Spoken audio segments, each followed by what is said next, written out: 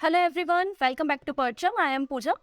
To the point series में आज हम डिस्कस करने वाले हैं दो important topic, partition of Bengal, swadeshi and boycott movement के बारे में। इसके अलावा हम कुछ बातें सूरत स्प्लिट के बारे में देखेंगे और वीडियो में आपको लगभग 20 क्वेश्चंस मिलेंगे जो PYQs है, मतलब प्रीवियस ईयर में पूछे गए क्वेश्चन है अलग अलग वनडे एग्जाम्स में। तो इस पूरे टॉपिक से एग्जाम में आप देखोगे बहुत सारे क्वेश्चन बने हैं। जैसे कि यहाँ पे कांग्रेस सेशन से कई सारे क्वेश्चन बनते हैं, वैसे यहाँ पे बंगाल के पार्टीशन से भी काफी कुछ देखने को आपको नया मिलेगा। कॉपी पेन लेकर बैठिएगा, इंपॉर्टेंट पॉइंट्स को नोट डाउन करते जाइए, ठीक है। और वीडियो के लास्ट में एक क्वेश्चन होगा जिसका आंसर आप हमें कमेंट सेक्शन में देंगे। अगर आज की क्लास की PDF के बारे में बात करूँ तो PDF आपको हमारी वेबसाइट पे मिल जाएगी, या फिर परचम के एप्लीकेशन से भी आप हमारी क्लास की PDF को ले सकते हैं। और सेशन पसंद आता है तो अपने फ्रेंड के साथ शेयर करेंगे। पहली बार चैनल पे आ रहे हैं तो चैनल को सब्सक्राइब कर लेंगे, जैसे ऐसे ही इंपॉर्टेंट टॉपिक के आपको नोटिफिकेशन मिल सके। इसके पहले कि अगर पुराने वीडियोस आपको देखने हैं तो पुराने वीडियोस देखने के लिए आप परचम प्लेलिस्ट पे जा सकते हैं, हिस्ट्री की प्लेलिस्ट पे, वहां पर आपको सारे टॉपिक्स मिल जाएंगे। सो स्टार्ट करते हैं आज का हम टॉपिक।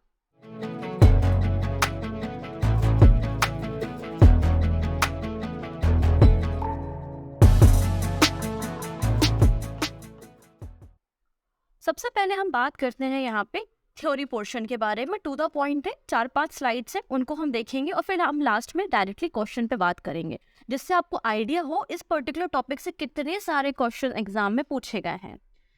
शुरुआत करने से पहले महात्मा गांधी जी एम के गांधी जी का एक स्टेटमेंट है, वो मैं आपको बताती हूँ रीड करके। Real awakening in India took place only after the partition of Bengal. Bengal में मतलब बंगाल के पार्टीशन के बाद ही भारत के लोगों में मतलब वो जागृत हुए, मतलब उनकी आंखें खुली और उन्होंने नेशनलिज्म में, राष्ट्रीयता की भावना में और ज्यादा बढ़ चढ़ के हिस्सा लिया, ऐसा के गांधी जी का कहना था। मतलब गांधी जी के अकॉर्डिंग ये पार्टीशन ऑफ बंगाल एक बहुत इम्पोर्टेंट पीरियड रहा है, एक बहुत अच्छा पॉइंट रहा है, जहाँ से और ज्यादा नेशनलिज्म जो है, राष्ट्रीयता की भावना भारत के लोगों में देखने को मिली।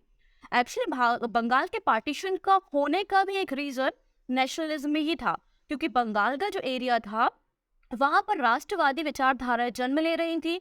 लोग मतलब जागरूक हो रहे थे, लोग यहाँ पे अलग अलग मुद्दों पे डिस्कशन करते थे, बातें करते थे, और नेशनलिस्ट की भावना बंगाल से शुरू हुई। और यही डर अंग्रेजों को था, तो ब्रिटिशर्स ने सोचा क्यों ना हम बंगाल का पार्टीशन ही कर देते हैं, इसलिए यहाँ पे बंगाल का पार्टीशन किया गया था। हम इन सारे रीजंस को भी एक एक करके डिस्कस करेंगे। सो स्टार्ट कर लेते हैं। ये है उस समय का बंगाल। आज का बंगाल और तब के बंगाल में काफी अंतर है। यहाँ पे बंगाल को बेसिकली 2 टुकड़ों में तोड़ा गया था, 2 पार्ट्स में डिवाइड किया गया था। एक था आपका वेस्ट बंगाल, जो आज भी वेस्ट बंगाल है, और एक है ईस्ट बंगाल, जिसको हम आज बांग्लादेश के नाम से जानते हैं। उस समय का जो बंगाल हुआ करता था, बंगाल प्रेसिडेंसी, उसमें आसाम, ईस्टर्न बंगाल मतलब बांग्लादेश, हमारा वेस्ट बंगाल मतलब आज का हमारा कोलकाता और वेस्ट बंगाल का एरिया, कुछ हिस्सा आपका उड़ीसा का, बिहार का, ये सारा एरिया आपका उस समय का बंगाल प्रेसिडेंसी कहलाता था। और यहाँ की पॉपुलेशन भी काफी ज्यादा थी। लेकिन यहाँ पे एक चीज मैं बता दूं, जो आपका वेस्टर्न बंगाल था वहां पे हिंदू पॉपुलेशन ज्यादा थी, और जो आपका ईस्टर्न बंगाल था, आपका जो वेस्टर्न बंगाल था वहां पे हिंदू पॉपुलेशन ज्यादा थी और ईस्टर्न बंगाल में मुस्लिम पॉपुलेशन ज्यादा थी। तो यहाँ पर ब्रिटिशर्स ने सोचा एक तो हिंदू मुस्लिम की जो यूनिटी है क्यों ना उसको ब्रेक किया जाए, और यहाँ पर जो नेशनलिज्म हो रहा है, मतलब जो राष्ट्रवादी विचारधाराएं हो रही हैं, तो उनको भी क्यों ना सप्रेस किया जाए, इसलिए बंगाल का पार्टीशन किया गया। और इसके लिए पूरा क्रेडिट किसे दिया जाता है? कर्जन को। लॉर्ड कर्जन उस समय गवर्नर थे जब बंगाल का पार्टीशन किया जा रहा था। ठीक है, तो पार्टीशन के बारे में हमने बात कर ली यहाँ पे कि बंगाल का पार्टीशन 1905 में हुआ।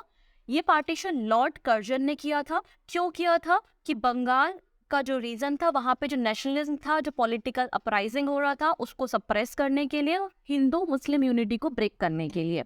ठीक है, क्योंकि 1901 में सेंसस कराई गई थी, जनगणना कराई गई थी बंगाल के रीजन में, और बताया गया था कि 78.5 मिलियन यहाँ पे पॉपुलेशन है। ठीक है, और यहाँ पे अगर देखा जाए तो वेस्टर्न बंगाल में आपको हिंदू पॉपुलेशन और ईस्टर्न बंगाल में आपको जो है वो मुस्लिम पॉपुलेशन दिखाई दे रही थी। इसलिए यहाँ पे डिसाइड किया गया क्यों ना बंगाल का पार्टीशन ही कर दिया जाए। और यहाँ पे गवर्नमेंट के द्वारा, मतलब कर्जन के द्वारा डिसाइड किया गया कि दिसंबर 1903 में इसने फैसला लिया कि हम बंगाल का पार्टीशन कर देंगे। अब अलग अलग जो जानकारी होती है, सूत्र होते हैं, है ना, मीडिया होती है, तो इंफॉर्मेशन पहले ही लीक हो जाती है ना। तो वैसे ही दिसंबर 1903 में जब कर्जन ने डिसाइड किया कि हम बंगाल का पार्टीशन कर देंगे, तो ये इन्फॉर्मेशन बाहर लीक हो गई। और जैसे ही इन्फॉर्मेशन बाहर लीक होती है, तो यहाँ पे बंगाल पार्टीशन के अगेंस्ट में, उसके खिलाफ स्वदेशी मूवमेंट और बाइकॉट मूवमेंट की शुरुआत होती है।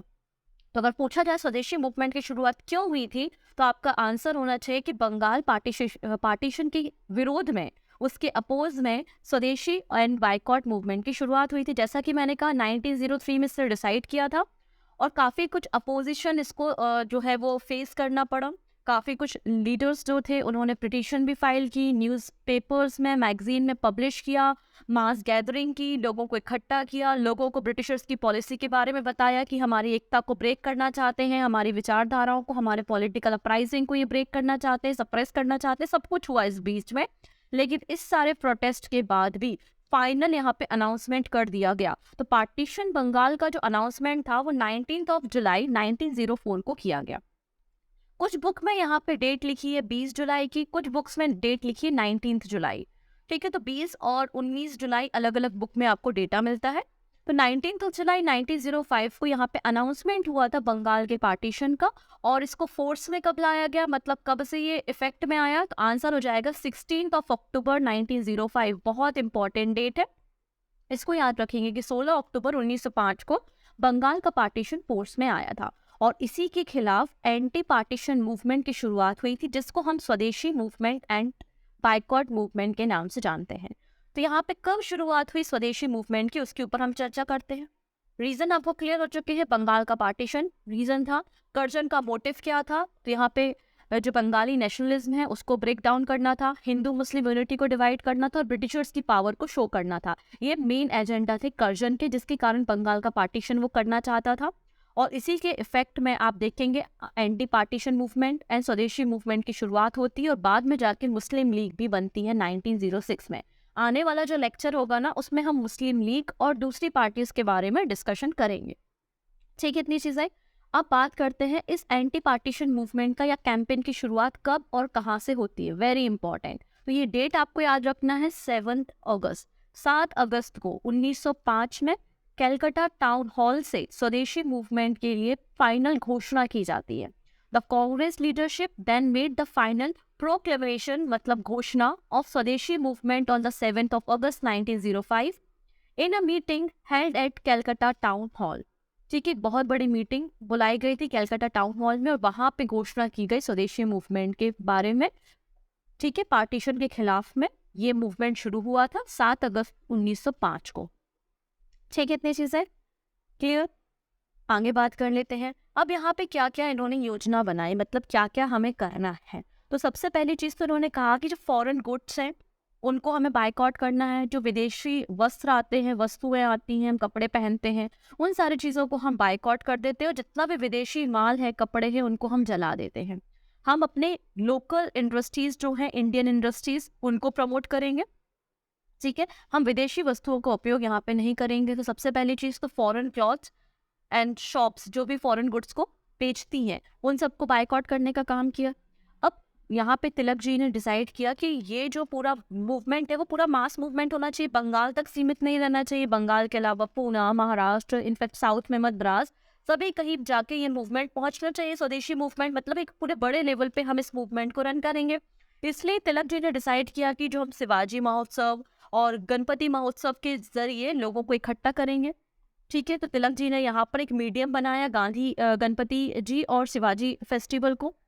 इसके अलावा लोगों को इकट्ठा करने के लिए होली फेस्टिवल, राखी फेस्टिवल सेलिब्रेट किया गया। हिंदू और मुस्लिमों ने एक दूसरे को आपस में राखी बांधी, और ये शो किया कि चाहे ब्रिटिशर्स कोई भी पॉलिसी बना ले, हमारी जो यूनिटी है या जो गवर्नमेंट का मकसद है वो पूरा नहीं हो पाएगा। तो कई सारे फेस्टिवल्स भी यहाँ पे बनाए जाने लगे। तो यहाँ पे जो मैनचेस्टर से क्लॉथ आते थे और जो लिवरपूल से सॉल्ट आता था, उसको बायकॉट किया गया। फिर लोगों ने इस पार्टीशन के विरोध में रोड पर आ गए और वंदे मातरम गाया। तो वंदे मातरम उस स्वदेशी मूवमेंट का एक स्लोगन बन चुका था। रविन्द्रनाथ टैगोर जी ने उस समय कंपोज किया था अमार सोनार बांग्ला। राखी फेस्टिवल की शुरुआत हुई, यूनिटी का सिंबल था। ठीक है, अरविंदो घोष जी ने, क्योंकि अब डिसाइड किया गया था जितने भी हमारे एजुकेशनल इंस्टीट्यूट है जो कि ब्रिटिशर्स के द्वारा रन होते हैं, उन सब में बच्चे नहीं जाएंगे, टीचर्स नहीं जाएंगे। ठीक है, हमको अपने खुद के स्कूल्स को ओपन करना चाहिए, यूनिवर्सिटी को ओपन करना चाहिए। इसलिए अरविंदो घोष जी के द्वारा इसी मूवमेंट के अंदर बंगाल नेशनल कॉलेज को सेटअप किया गया, जहाँ पे इंडियंस को इंडियन लैंग्वेज में पढ़ाया जाता था। ठीक है, जगदीश चंद्र बोस जी के द्वारा इंडियन साइंस कांग्रेस की स्थापना की गई। ठीक है, अब बात करते हैं कि कहाँ पर कौन सा व्यक्ति इस मूवमेंट को लीड कर रहा था। जैसे हम 1857 की रिवॉल्ट में बात करते हैं ना, इस रीजन से ये व्यक्ति था, उस रीजन से वो व्यक्ति था, ऐसे ही करते हैं हम। दिल्ली में कौन था, अवध में कौन था, या फिर आपका बिहार में कौन था। वैसे यहाँ पर आप देखेंगे बॉम्बे और पूना में स्वदेशी मूवमेंट को लीड कर रहे थे बाल गंगाधर तिलक। ठीक है, पंजाब के एरिया में लाला लाजपत राय, जिन्हें पंजाब केसरी कहा जाता है, और अजीत सिंह नहीं है, ये अजीत सिंह है। ठीक है, अजीत सिंह एंड लाला लाजपत राय पंजाब से लीडर थे। दिल्ली से सैयद हैदर रजा दिल्ली से लीडर थे, और मद्रास से थे चिदम्बरम पिल्लई। तो ये आपको कुछ लीडर याद रखने हैं, क्योंकि इनसे एग्जाम में क्वेश्चन कई बार पूछा गया है। ठीक है, चलिए आगे बात करते हैं। आप देख सकते हैं बॉम्बे और पुणे से तिलक जी, मद्रास से चिदम्बरम पिल्लई, और आपके पंजाब के रीजन से अजीत सिंह एंड द लाला लाजपत राय। ये लोग अलग अलग जगह से इस पूरे मूवमेंट को लीड करने का काम कर रहे थे, क्योंकि नहीं चाहते थे कि केवल बंगाल के रीजन तक सीमित रहे। इसके पहले तक जब बंगाल के पार्टीशन का अनाउंसमेंट किया गया था ना 1903 में, इंफॉर्मेशन जब मिली थी कि पार्टीशन होगा, तो यहाँ पे जो आपके मॉडरेट थे, है ना, मॉडरेट मतलब नरम दल के लीडर, उन्होंने न्यूज़पेपर में पब्लिश करना शुरू किया, पिटीशन फाइल की, प्रेयर की, है ना, इस तरीके से काम हो रहा था। और यहाँ पे जो एक्सट्रीमिस्ट थे वो नहीं चाहते थे कि इस तरीके से काम, हम प्रोटेस्ट करें, हम रोड पे आए, हम मास गैदरिंग करें और इसको बंगाल तक लिमिटेड ना रहने दें, बंगाल के बाहर भी पूरे भारत में इसको फैलाएं। और इसका इफेक्ट ये हुआ, जब बंगाल का पार्टीशन फाइनली अनाउंस कर दिया गया और वो अक्टूबर में फोर्स में आ गया, तो उसके बाद कंक्लूजन ये हुआ कि ये जो मॉडरेट थे और एक्सट्रीमिस्ट थे, मतलब जो नरम दल के लीडर्स थे और जो गर्म दल के लीडर्स थे, उनके बीच में थोड़ी सी फाइट हो गई।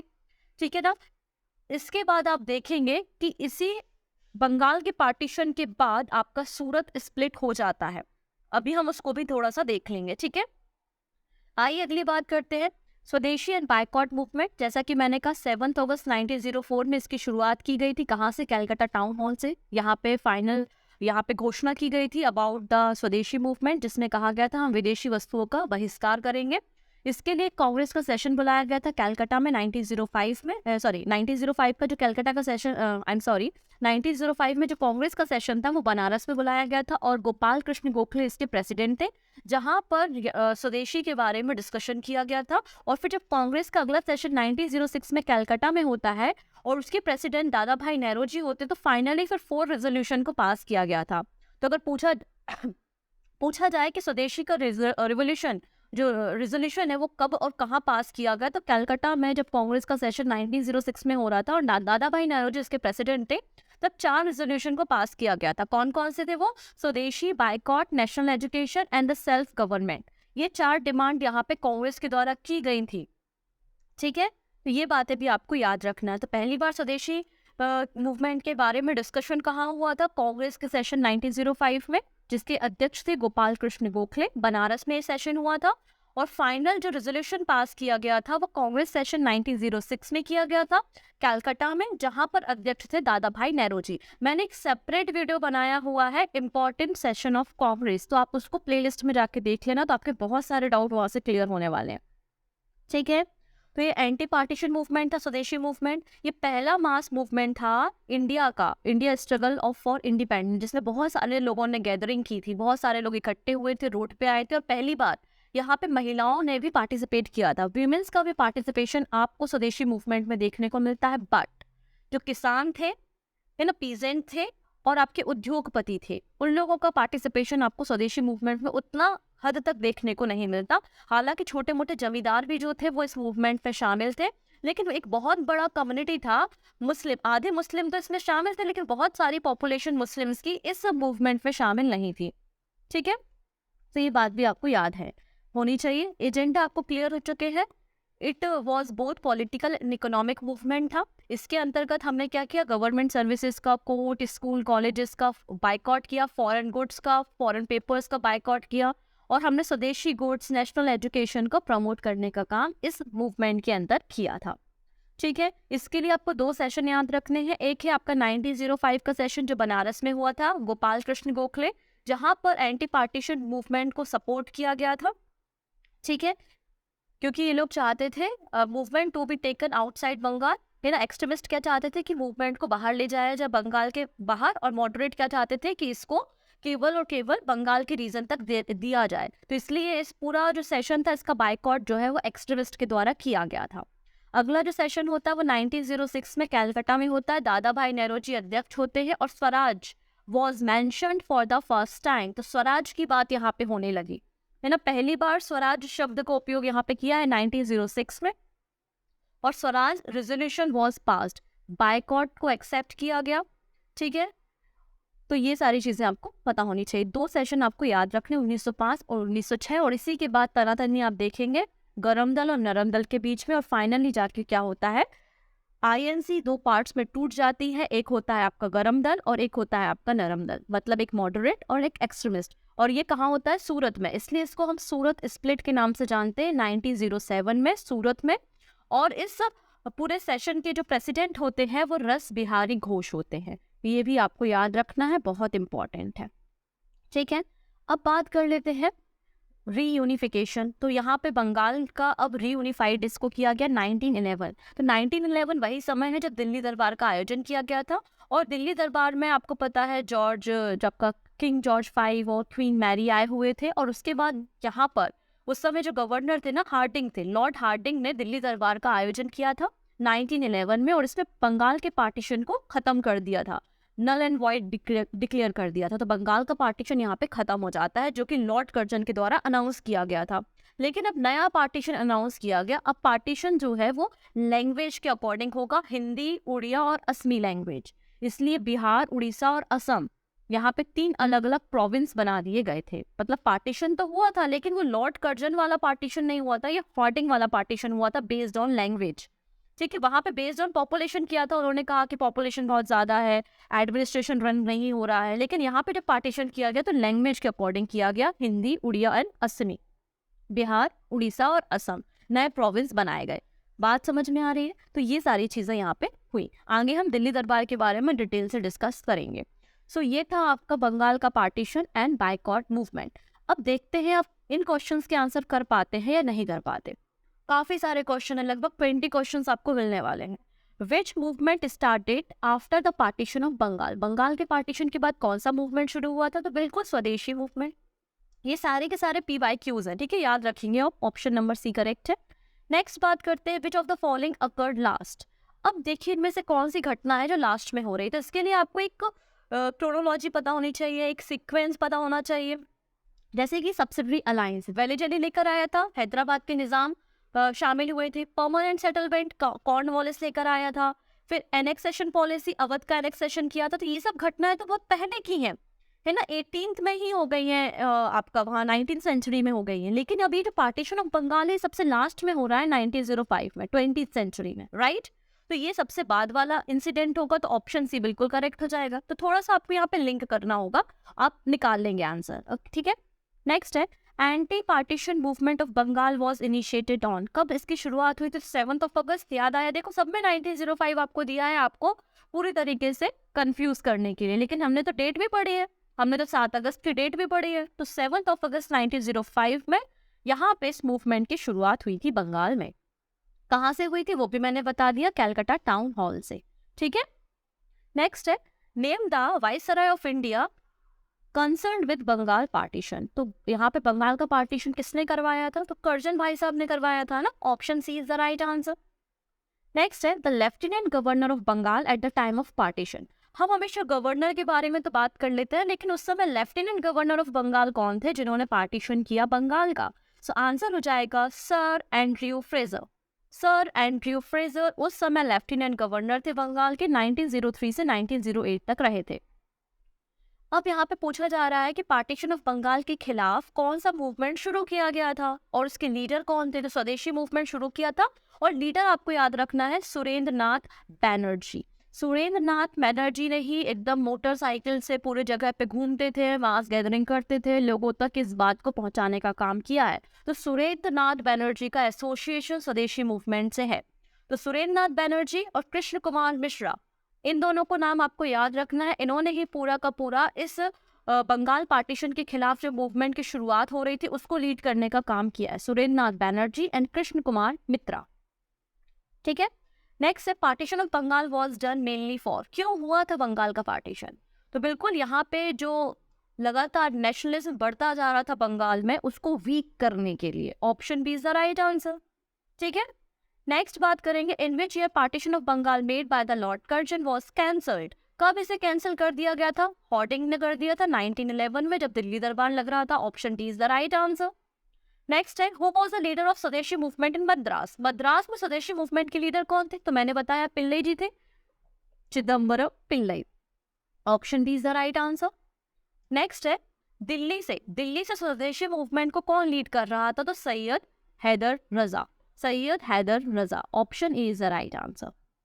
नेक्स्ट है, Vande Mataram become the theme song of the Indian national movement during, तो वंदे मातरम यहाँ पे थीम सॉन्ग बन चुका था, है ना? जैसा कि मैंने कहा, लोग रोड पर आ गए थे, मास गैदरिंग कर रहे थे और वंदे मातरम को गाते थे, तो वो स्वदेशी मूवमेंट के बारे में ही चर्चा कर रहे हैं। ऑप्शन डी बिल्कुल करेक्ट है। तो आप देखिए कितने आसान तरीके से प्रश्नों के आंसर दे पा रहे हैं और नई नई इन्फॉर्मेशन भी आपको यहाँ पे मिल रही होगी।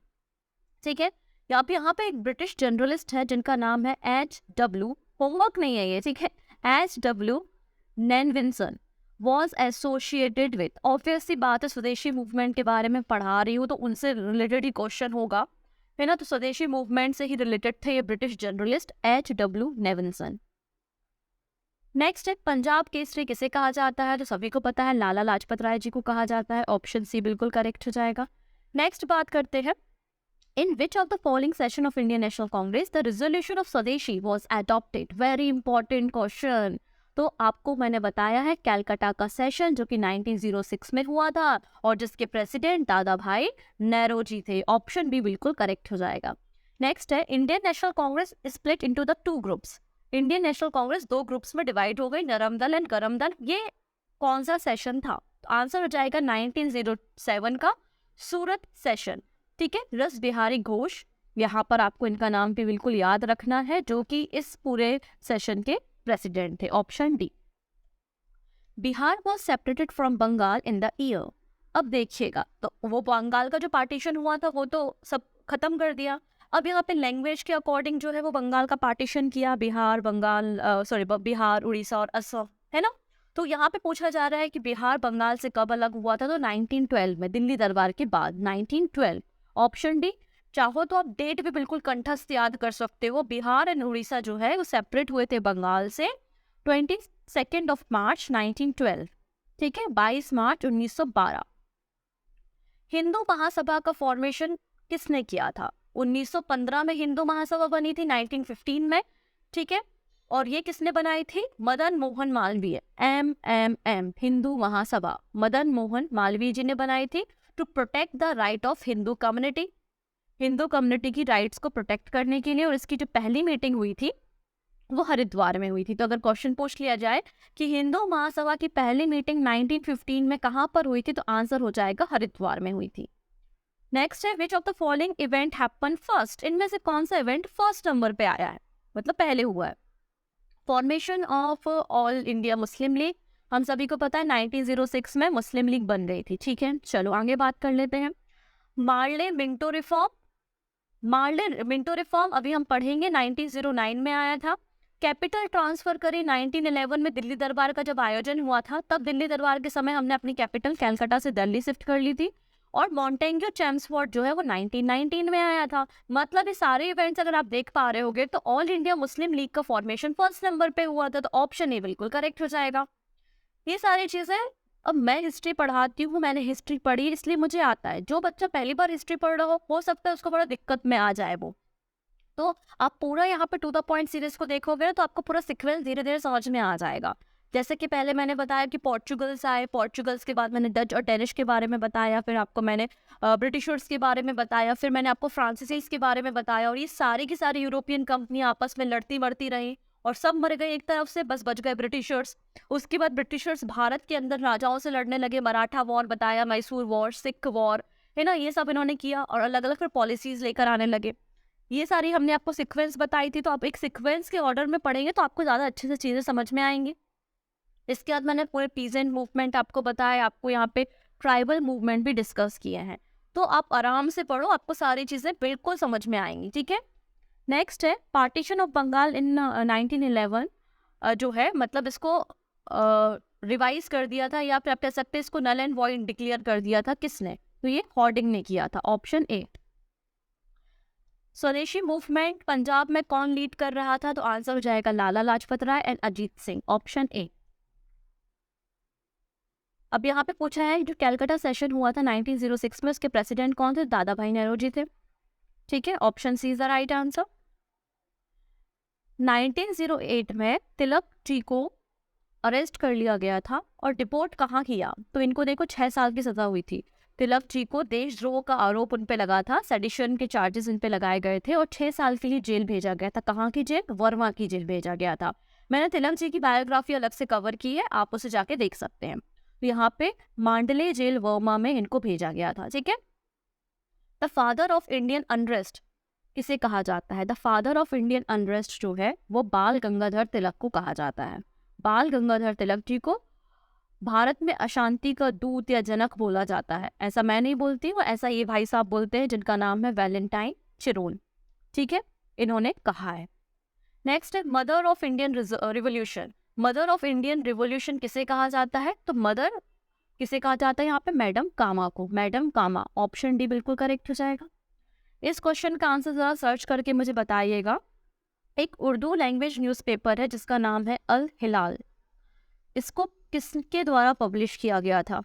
ठीक है, उर्दू लैंग्वेज न्यूज़पेपर है Al Hilal, during India's freedom fight movement. इसे किसके द्वारा पब्लिश किया गया था? 4 ऑप्शन है, अबुल कलाम आज़ाद, खान अब्दुल गफ़ार खान, जाकिर हुसैन या फिर मोहम्मद इकबाल।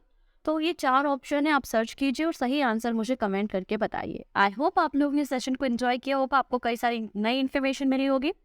ऐसे ही नई इन्फॉर्मेशन को जानने के लिए जुड़े रहिए हमारे परचम की टीम के साथ। तो मिलते हैं नेक्स्ट वीडियो में। Take care and bye bye.